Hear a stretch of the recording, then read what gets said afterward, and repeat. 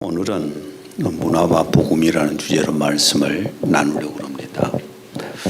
앞주일 오전에는 종교와 복음에 대해서 말씀을 나눴습니다.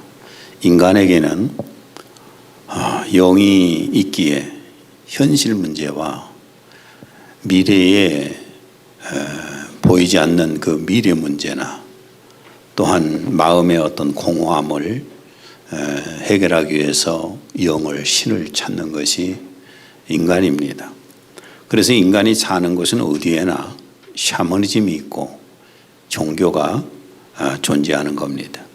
샤머니즘이나 종교가 신의 도움을 받아서 현실 문제라든지 어떤 미래 문제를 해결하고자 하는 그런 마음을 갖는 것은 거의 비슷할 겁니다. 목적이 거의 비슷한데, 샤머니즘과 종교의 차이가 있다면은 샤머니즘은 일정한 교리나 어떤 법칙이나 어떤 방법들이 없고 그때그때 신의 계시에 따라서 움직인다는 것이고, 종교는 일정한 교리가 있고 또 일정한 어떤 법칙이 있고 형식이 갖추어져 있는 문화체계라는 겁니다. 그 차이점이 다르다 이렇게 볼 수 있습니다.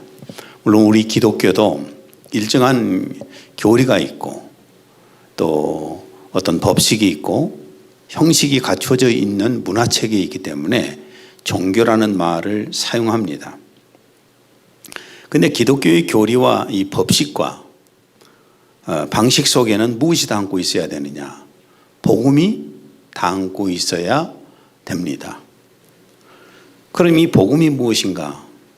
예수 그리스도에 관한 소식이 복음입니다. 기쁜 소식이 예수 그리스도에 관한 소식이에요.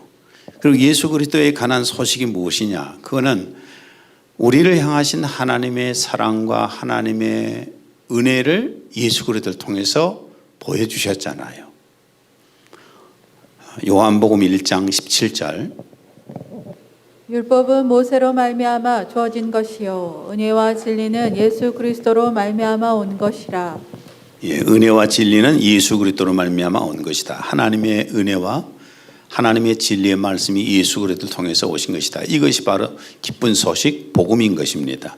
요한일서 1장 1절과 2절, 태초부터 계셨고 우리가 들었으며 우리 눈으로 보았고 주목하여 살폈으며 우리 손으로 직접 만졌던 생명의 말씀에 관해서라. 그 생명이 나타나심에 우리가 보았고 증거하였으며 너희에게 그 영원한 생명을 보여주었으니 그 생명은 아버지와 함께 계셨으며 우리에게 나타나셨느니라. 본래 생명의 말씀이신 예수 그리스도, 이분이 사람이 되어 오셔서 직접 눈으로 보았고 그 목소리를 들었고 손으로 만진 바 되었다는 겁니다. 예수님을 통해서 보여주신 우리를 향한 하나님의 사랑과 은혜를 믿으십니까? 그리고 예수 그리스도를 통해서 우리에게 전해주신 복음의 말씀, 진리의 말씀, 생명의 말씀을 믿습니까? 오늘은 문화와 복음이라는 주제로 말씀을 나누겠습니다. 문화가 무엇인가? 문화는 인간 집단이 만들어낸 모든 물질적, 정신적 생활 양식을 말합니다. 동물에게는 문화가 없습니다. 동물에게는 문화가 없지만 우리 인간들에게는 문화를 만들고 있습니다. 시대를 따라서, 민족을 따라서 한국 사람들이 만든 건 한국 문화, 미국 사람들이 만든 것은 미국 문화, 또한 남녀 성별을 따라서 문화가 다르기도 하고 사회적 계급을 따라서 다르기도 하고 지역을 따라서 다르기도 하고 여러 가지 문화는 그 특색을 따라서 만들어져 가는 겁니다. 이게 인간에게만 있어요. 물론 현대 문화는 워낙 세계화가 되다 보니까 혼합 문화, 융합 문화가 지금 많이 생겨나 있는 것도 사실입니다. 그럼 우리가 왜 문화에 관해서 알아야 되는가? 우리 그리스도인들이 왜 문화에 대해서 알아야 되는가? 우리도 문화 속에서 살고 있습니다. 문화 속에 살고 있는데 그 문화 속에서 어떤 문화는 우리가 받아들여야 할 문화고 어떤 문화는 우리가 받아들여서는 안 되는 문화인가? 이것을 우리가 알아야 되기 때문에 문화에 관해서 알아야 됩니다. 오늘 여러분 마음속에 잘 정리되었으면 좋겠습니다. 문화에는 물질 문화와, 이건 물론 물질 문화, 물질 문명이라고 19세기, 18세기 중반부터는 문명이라는 말을 지금 사용하고 있습니다. 이 물질 문명과 정신 문화로 나눌 수가 있습니다. 물질 문명은 자연 상태의 사물에, 그러니까 인간이 지금 자연 상태에서 인간이 무언가를 연구해서 만들어가는 것을 물질 문명이라고 말합니다. 물질 문명은 우리가 얼마든지 누려도 되는 것이기 때문에 이것도 잘 구별해서 분별해서 아셔야 되는 거예요. 진화론자들은 인류의 시작이 500만 년 전부터 서서히 시작되어 원숭이로부터 시작되었다고 하는 이 진화론자들은 한번 사진 한번 봐보세요. 저렇게 500만 년, 지금 저 모습은 400만 년이고 그 이전에 다른 사진 하나 더 보여줘 보세요. 저 원숭이로부터 시작된 걸 500만 년 전부터 시작을 해서 지금 중간 좀 오다가 이제 처음에 나중에 진화되면 저렇게 된답니다. 이게 진화론자들의 얘기입니다. 그런데 성경은 결코 진화론자들이 말하는 저런 모습이 아니에요. 저런 모습이 아니고 성경은 인류 시작부터 문명이 발전해 왔습니다. 처음 하나님께서 만드신 인간은 하나님의 형상대로 만들어졌어요. 저런 모습이 아니라 하나님의 형상대로 만들어졌고 정말 심히 아름다웠습니다. 그리고 모든 피조물들을 다스릴 정도의 그런 통치력을 가진 존재가 인간이었습니다. 창세기 1장 26절 31절 하나님이 이르시되 우리의 형상을 따라 우리의 모양대로 우리가 사람을 만들고 그들로 바다의 물고기와 하늘의 새와 가축과 온 땅과 땅에 기는 모든 것을 다스리게 하자 하시고 하나님이 지으신 그 모든 것을 보시니 보시기에 심히 좋았더라. 하나님께서 아메바를 만들어 놓고 심히 좋았더라 이렇게 하는 것도 아니고 원숭이 만들어 놓고 심히 좋았다 이런 것이 아니라 완전한 사람을 만들어 놓으셨어요. 완전한 사람을 만드셨고 하나님의 형상대로, 그것도 모든 것을 통치할 수 있는, 모든 피조물을 통치할 수 있는 통치력까지 주신 그런 인간이었습니다. 창세기 2장 19절을 또 읽습니다. 여호와 하나님이 흙으로 각종 들짐승과 공중의 각종 새를 지으시고 아담이 무엇이라고 부르나 보시려고 그것들을 그에게로 이끌어 가시니 아담이 각 생물을 부르는 것이 곧 그 이름이 되었더라. 수만 가지의 동물들을 아담 앞으로 지나가는데 아담이 다 장명을 합니다. 한두 뜻도 아니고 수만 가지를 앞으로 지나가는데 그걸 다 장명할 정도로의 지혜가 뛰어난 사람이었어요. 이게 원숭이였습니다. 처음부터 원숭이였겠습니까? 말도 아닌 것들을 진화론자들은 만들어내는 건데 인간은 하나님의 형상대로 만들어서 창의력이 뛰어나기 때문에 발명하고 모든 것을 발전시켜 간 거예요. 동물에게는 있을 수가 없어요. 원숭이가 1000년 전이나 지금이나 원숭이가 다를 게 뭐 있습니까? 원숭이가 지금 뭐 문명을 만들어 갑니까? 발전시켜 갑니까? 그건 아니잖아요. 가인의 4대 손, 그러니까 아담의 1대 손이 가인이잖아요. 그리고 가인의 4대 손 유발과 실라는 문명을 발명하기 시작을 했습니다. 21절 그의 아우의 이름은 유발이니 그는 수금과 퉁소를 잡는 모든 자의 조상이 되었으며. 뭘 만들었어요? 악기를 만들었잖아요. 거문고와 퉁소, 수금과 필이 이렇게 번역한 데도 있긴 있는데, 그러니까 악기를 만든 거예요. 인류가 시작되면서 악기를 만들어서 사용했습니다. 22절 실라 역시 두발 가인을 낳았으니 그는 동과 철로 모든 것을 만드는 자들의 선생이라. 인류가 시작되고 나서 얼마 안 돼서 동과 철로 연장들을 만드는 대장장이 역할을 했었습니다. 역사학자들도 인류가 철을 최초로 이용한 것은 BC 4,000년, 지금부터 한 6,000년 전이라고 그럽니다. 6,000년 전에 이집트에서 철제 구슬을 만들었다고 그래요. 그게 최초의 이런 철제 문화가 시작된 것이라고 그러는데, 하여튼 뭐 이렇게 인류가 시작되자마자 악기를 만들고 이런 동과 철로 어떤 연장들을 만들어내고 무기를 또 만들고 이랬던 것이 인류의 문명의 시작입니다. 이런 물질 문명은 계속 발전해서 우리 현대에 이르렀잖아요.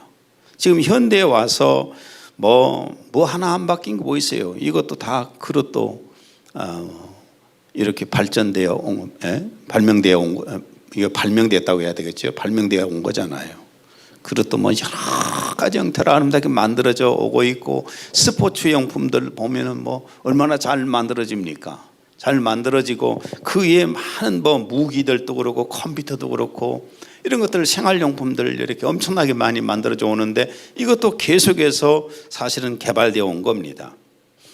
뭐 이동수단도 마찬가지로 예전에는 말 타고 다니고 자동차 타고 지금은 또 비행기도 타고 막 그러잖아요.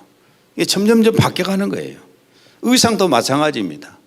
예전의 의상하고 지금 현대의 의상은 다르죠. 시대에 따라서 트렌드에 맞춰서 막 입는 사람들 많잖아요. 문화에 맞춰서 멋들어지게 입고 막 폼을 잡고 그러지 않습니까? 이게 인간이니까 가능한 거예요.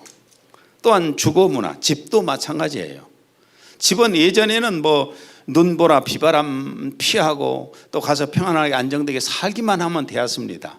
그러나 어떤 그것도 마찬가지로 농경사회에서는 대가족이 살기 때문에 큰 집을 만들어서 살았잖아요. 그러나 점점점 우리의 그 생활 양식들이 바뀌어가면서 지금 현재는 무슨 뭐 서양 주택이라든지 아파트 문화를 만들어서 지금 살고 있지 않습니까?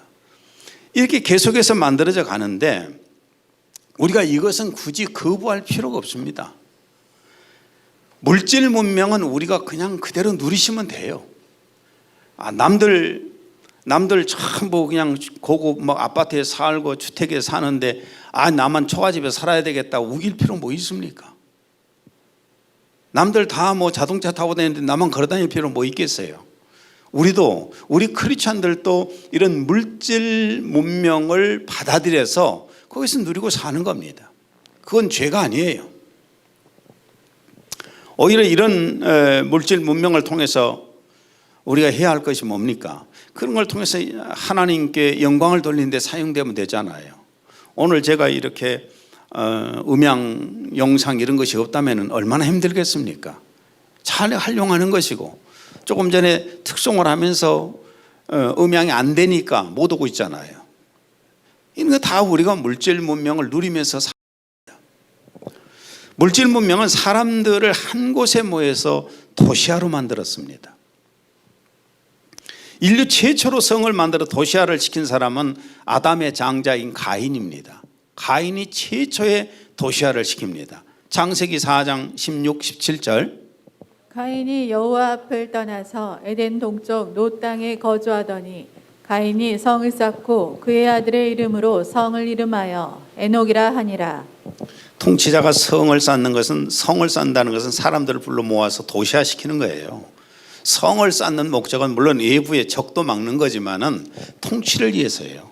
자기 통치권을 만들기 위해서 사실은 성을 쌓는 겁니다. 세력이 있는 백성들을 성 안에 가두고 다스리기 위함이에요. 뭐 진시 황제가 먼 성을 쌓잖아요. 그것도 역시 마찬가지로 자기의 통치 세력을 만들어가기 위함인 것입니다. 홍수 이후에 최초로 도시화시켜서 자기 왕국을 만들었던 사람이 누구냐면 니므롯입니다. 창세기 10장 8절. 구스가 또 니므롯을 낳았으니 그는 세상의 첫 용사라. 창세기 11장 4절 공동번역입니다. 어서 도시를 세우고 그 가운데 꼭대기가 하늘에 닿게 탑을 쌓아 우리 이름이 날려 사방으로 흩어지지 않도록 하자. 통치자가 도시화를 만드는 목적은 뭐냐면 통치화시키기 위해서예요. 구석구석에 흩어져 살고 있는데 어떻게 그 사람들을 통치하겠습니까? 제가 저 필리핀 그 산종 마을을 자꾸 얘기했는데 그쪽에 가서 보니까 아예 정부 통치가 미치질 못해요. 그 사람들이 무슨 통치가 미치겠어요? 자 오지 그 산속에가 그 있는데 거기를 어떻게 찾아다닙니까? 마을이 있는지도 모르는 경우가 많아요. 가서 보니까 뭐 우리나라 말하면 호적에 등록도 안 된 애들이 수두룩하고. 이게 통치자는 통치를 하기 위해서 도시화를 시킵니다. 통치자가 가장 편하게 통치할 수 있는 것은 도시화 시켜놓은 거예요. 그래서 점점 현대 사회는 도시화가 되어 갑니다. 이미 전 세계 인구의 절반이 도시에 거주하고 있고 2050년에 가서는 선진국들이 88%가 도시에 거주할 예정이라고 합니다. 한번 뉴스 한번 잠깐 들어줘 보세요.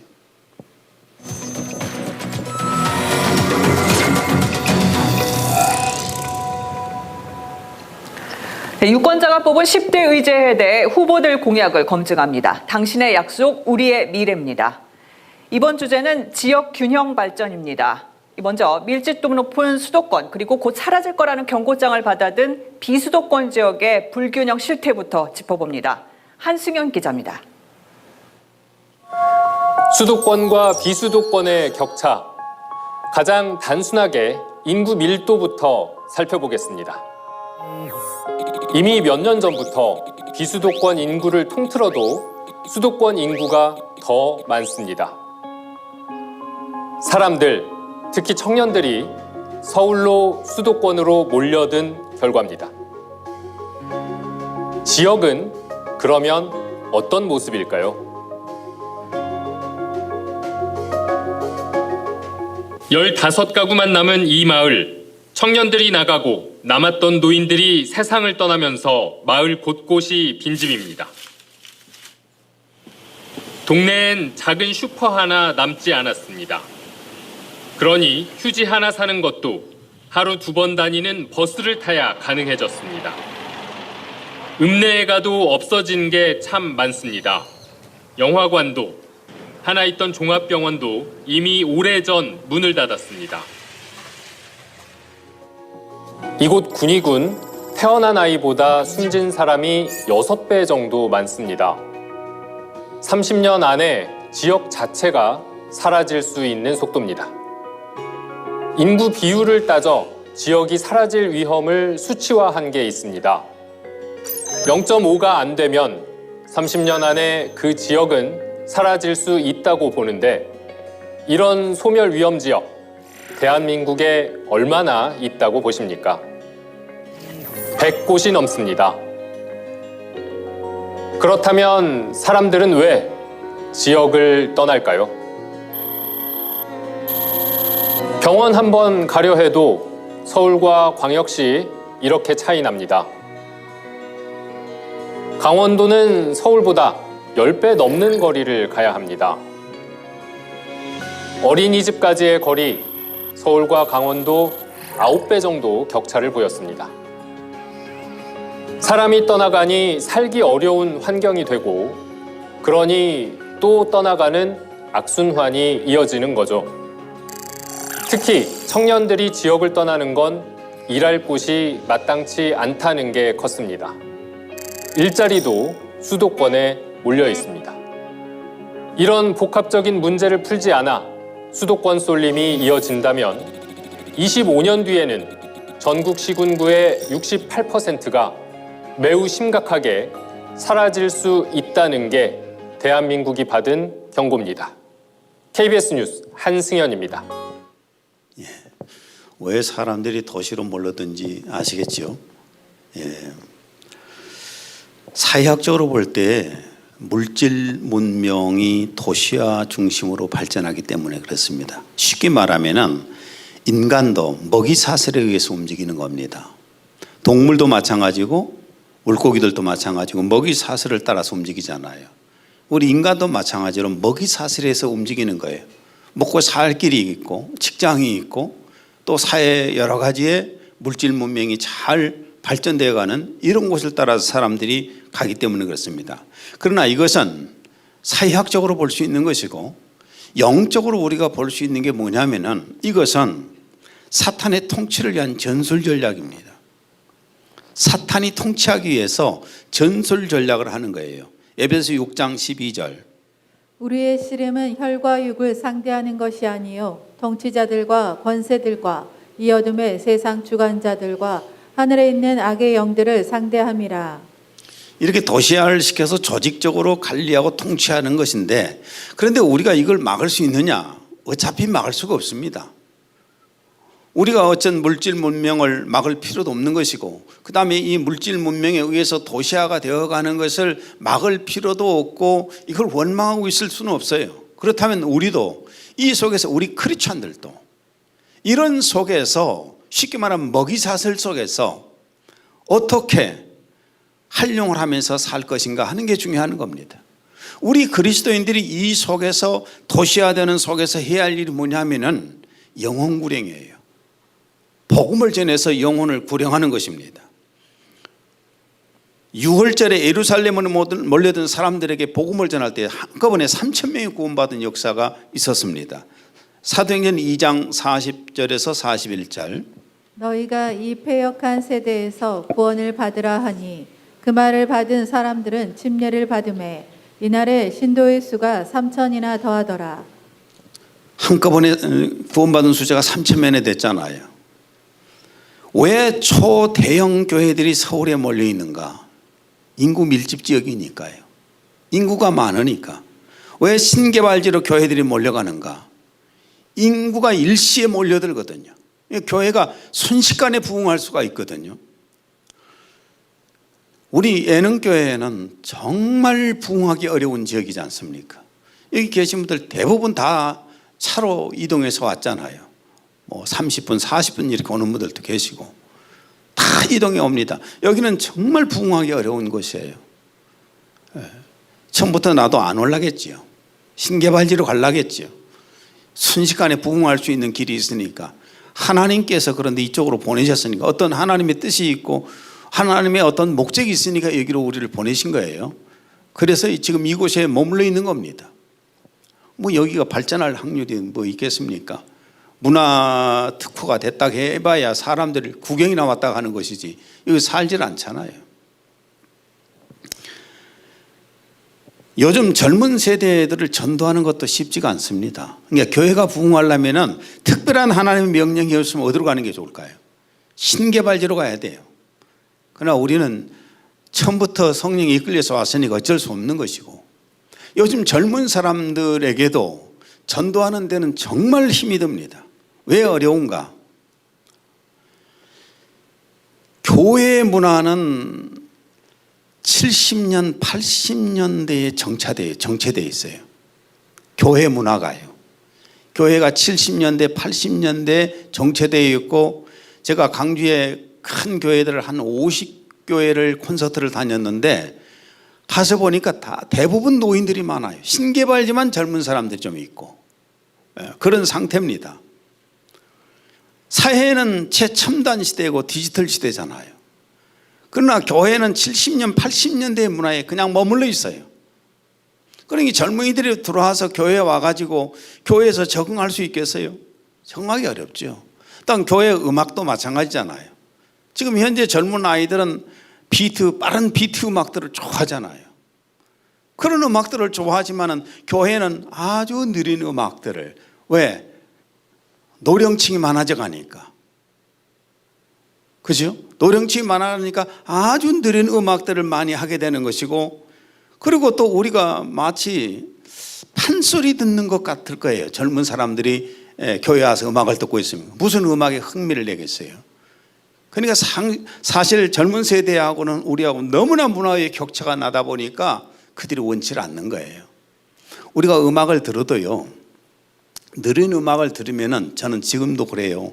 느린 음악을 들으면 너무 잘 돌아요. 이제 빠른 음악을 잘 못 맞추겠어.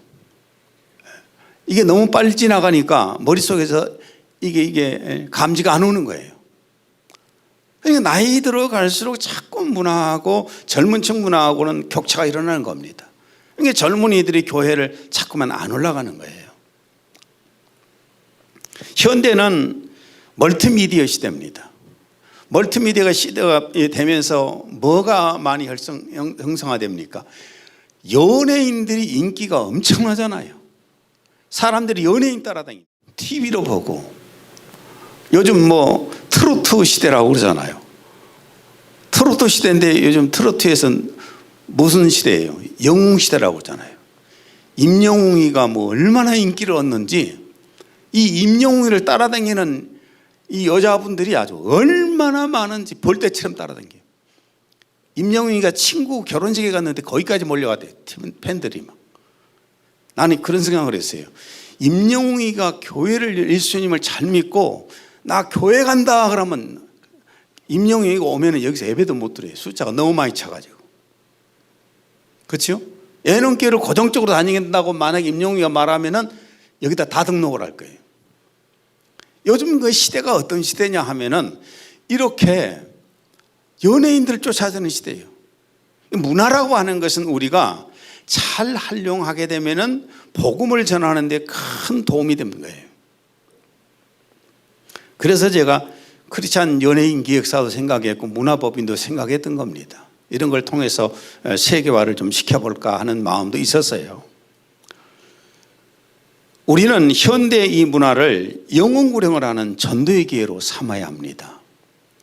고린도전서 9장 22절, 내가 여러 사람에게 여러 모습이 된 것은 아무쪼록 몇 사람이라도 구원하고자 함이니.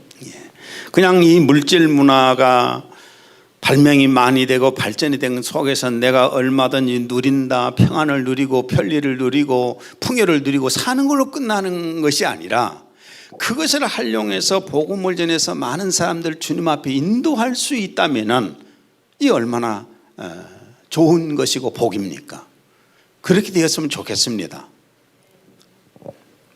하여튼 전도한단 말만 하면은 아멘 소리가 없어져 버리니까 아멘 좀 합시다. 물질 문명은 이렇게 인간의 창의력으로 사물을 계속해서 발명하고 발전시켜 가는 것이라고 이제 할 수가 있는데, 정신문화는, 두 번째로 정신문화는 인간 정신적인 활동을 말하잖아요. 인간의 정신적인 활동을 말합니다. 이게 물질 문명이라고 하는 것은 인간의 정신문화 속에서 나오는 거예요. 인간의 정신문화 속에서 물질 문명은 나오게 되는 겁니다. 현대에는 현대 사회에서는 문화라고 할 때에 문학, 예능, 그러니까 예술, 패션, 방송, 영화 이런 것들을 말을 합니다. 그런데 넓은 의미로 정신문화라고 하는 것은 사상이나 학문이나 종교, 예술, 도덕, 간섭 이런 정신적인 움직임을 말합니다. 우리 그리스도인들도 이런 정신적인 문화의 흐름 속에서 살고 있습니다. 그럼 우리가 정확하게 좀 이런 정신문화에 대해서는 좀 깊이 아셔야 돼요. 왜냐하면 무엇은 따라도 되는데 무엇은 따라서는 안 되는가, 이것을 우리가 분별을 해야 되잖아요.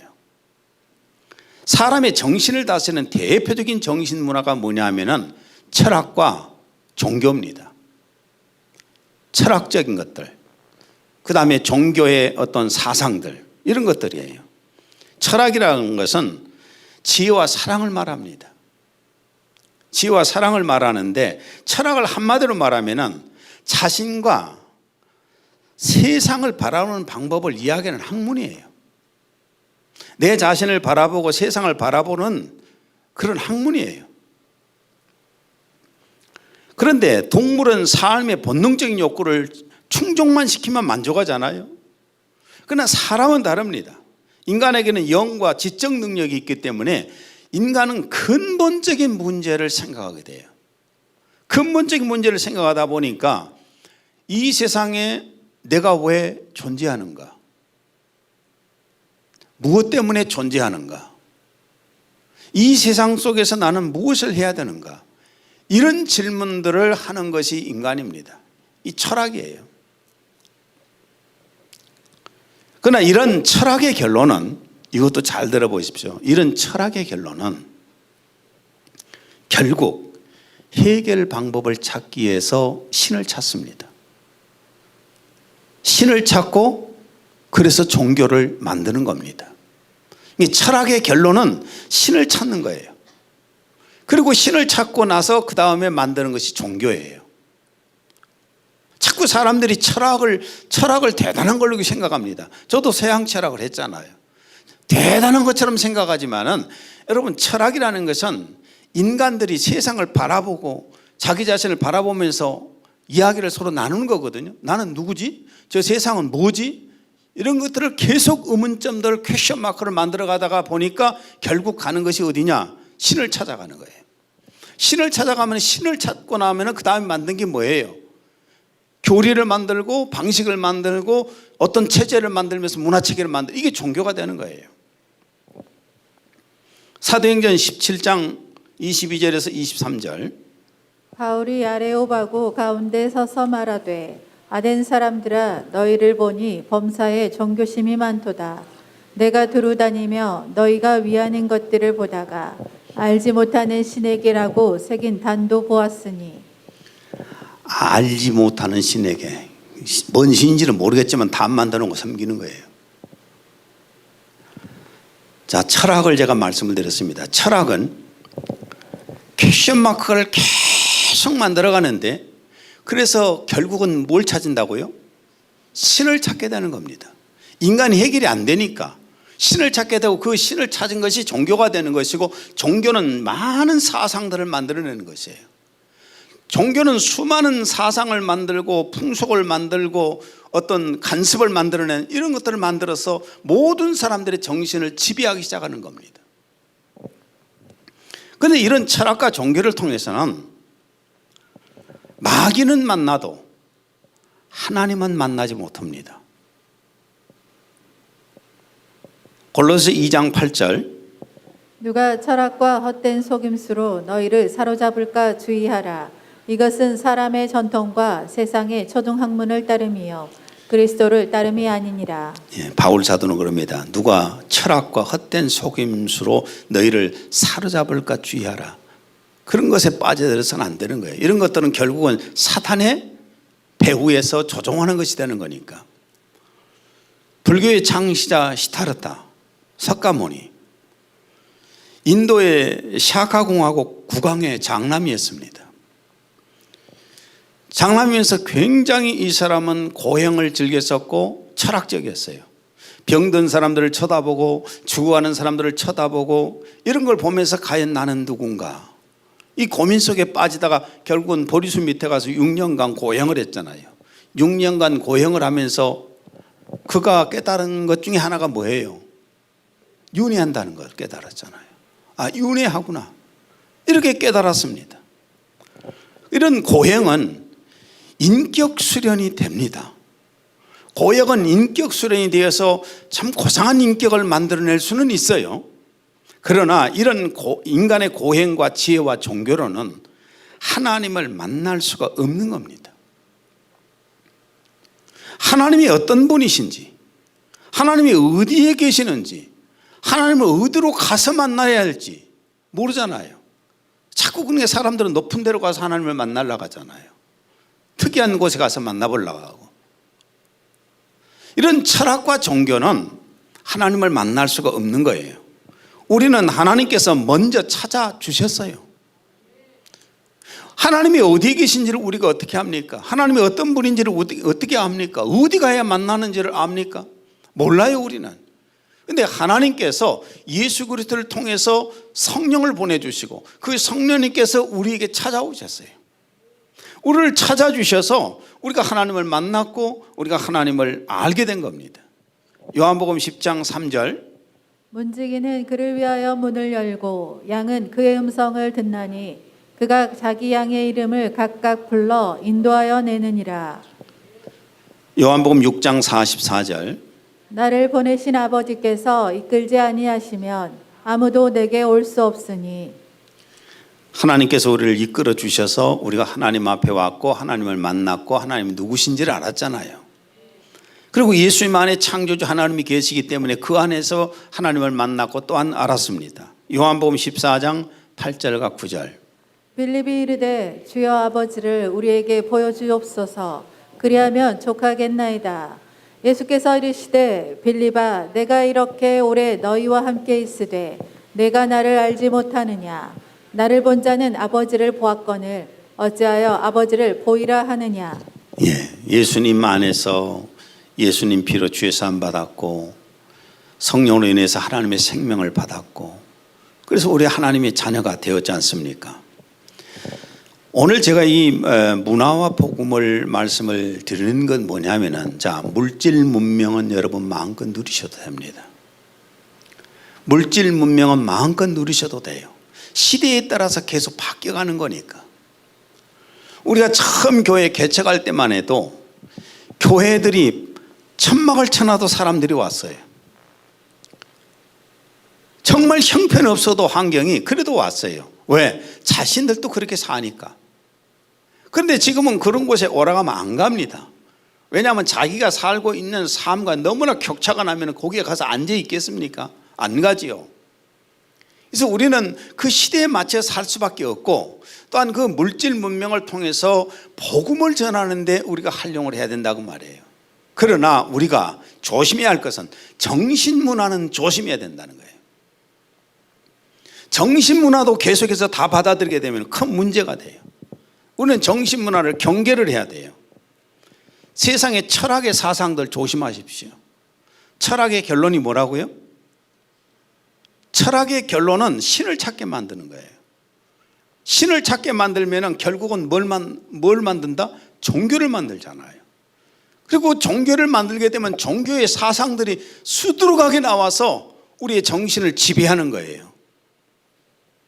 종교의 사상들은 수많은 간섭을 만들고 풍속을 만들어냅니다. 에베소 2장 2절 그때 너희는 그 가운데서 행하여 이 세상 풍조를 따르고 공중의 권세 잡은 자를 따랐으니 곧 지금 불순종의 아들들 가운데서 역사하는 영이라.